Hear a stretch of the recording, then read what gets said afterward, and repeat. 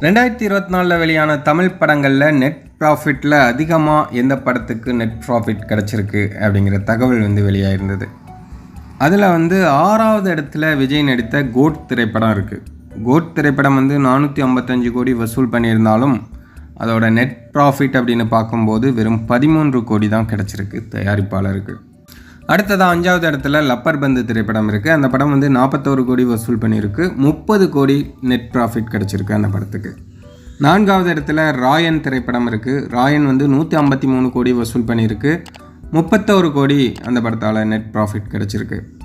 3வது இடத்துல விஜய் சேதுபதியோட மகாராஜா திரைப்படம் இருக்குது. அந்த திரைப்படம் 112 கோடி வசூல் பண்ணியிருக்கு. ஆனால் 60 கோடி அந்த படத்துக்கு நெட் ப்ராஃபிட்டே கிடச்சிருக்கு.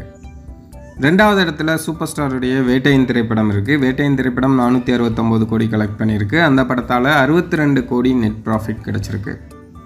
ஃபஸ்ட் இடத்துல அமரன் திரைப்படம் இருக்குது. அமரன் 312 கோடி வசூல் பண்ணியிருக்கு. அந்த படத்தால் 98 கோடி நெட் ப்ராஃபிட் கிடச்சிருக்கு.